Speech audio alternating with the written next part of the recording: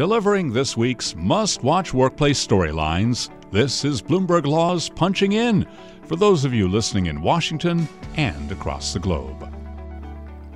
Welcome, and thanks for punching in with us today. I'm Hassan Kanu. A bit of breaking news over the weekend in our first item today. The Washington Post settled a couple of labor complaints filed by its reporters union. The union represents newsroom employees over there, that's of course the reporters, as well as some other commercial side staff, folks in advertising, operations, and the like. They've recently hashed out an agreement over the employee's next contract. Now, in the course of negotiating to get that contract, the union filed two complaints. One challenged discipline against a union president who'd written an op-ed that published in the Huffington Post. That article criticized Post owner, also the owner of the world's largest retailer, and in fact the world's wealthiest man, Jeff Bezos. The article criticized him for essentially taking a hardline position in bargaining over pay raises.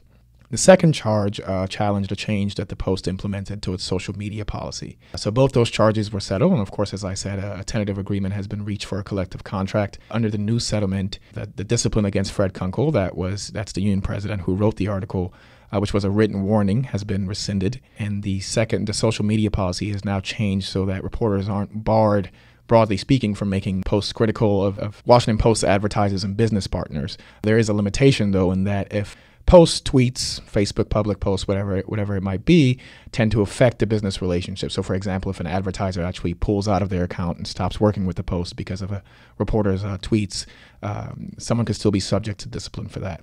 So there was the settlement of those two complaints and the tentative agreement over the bargaining contract sort of resolves that entire thing and ends the negotiation process.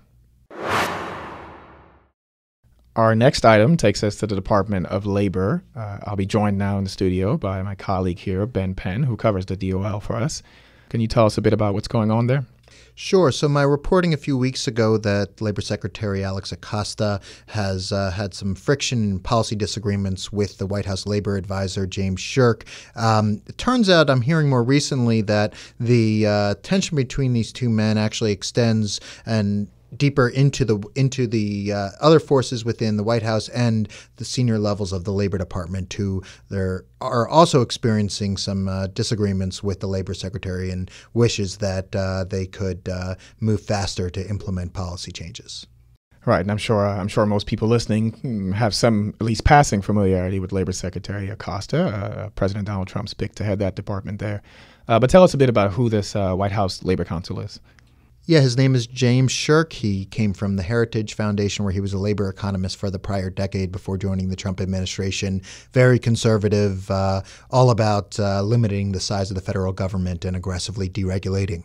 And so what are we to sort of expect to come about from this tension between these two folks? Obviously, they have a good amount of authority, both of them, over this portfolio of Labor Department policies. For the time being, what we're seeing is some decisions are being slowed because, such as personnel and regulatory changes, are being slowed because of their disagreements. But for the most part, the secretary is winning out on these policy battles because he has the support of Donald Trump and his daughter, Ivanka Trump. All right. We will certainly be keeping an eye on that to see what moves, if any, the Labor Secretary makes. So, Ben, we'll actually be having to follow those stories to myself and other folks on the desk. Ben is leaving us for a bit on a sort of sabbatical. But while you are going to be gone for about 8 months or so, Ben, what are you going to be keeping an eye on at DOL? So there's quite a lot that I'll be watching from afar that could develop between now and May when I return. But the one story that I'm probably most interested in involves the upcoming release of an Office of Inspector General report detailing the Labor Department's rulemaking and deliberations with the White House on the controversial tip pooling regs that came out last year.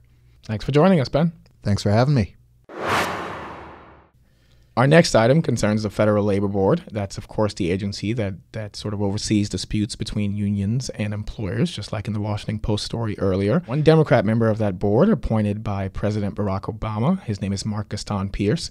His term ends this Friday, or to be accurate, on the 27th, but one can expect this Friday to be his last day. Now, Pierce is fairly lauded among the union and worker advocate community for his term on the board. He's sort of equally vilified by the business and management community, and his legacy is essentially one of expanding collective action rights. It's employees' rights to form a union, otherwise band together in order to affect or improve their working terms and conditions.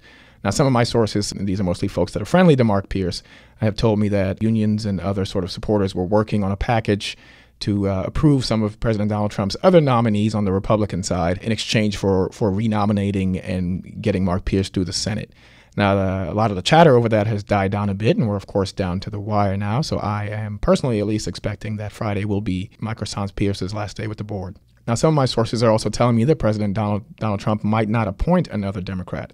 The board has a strict requirement about being bipartisan. You can only appoint a certain number of Democrats and a certain number of Republicans, and obviously the majority is usually in the party of the president. President Donald Trump might just keep Marcus Pierce's seat open. That certainly wouldn't be unusual. It's happened many times in the past. President Barack Obama, did the same thing when one Republican's term was up. So we can expect more than likely an empty seat on the board for quite some time. All right, that is it for today. Thanks for punching in with us, and be sure to join us next week. Have a good one.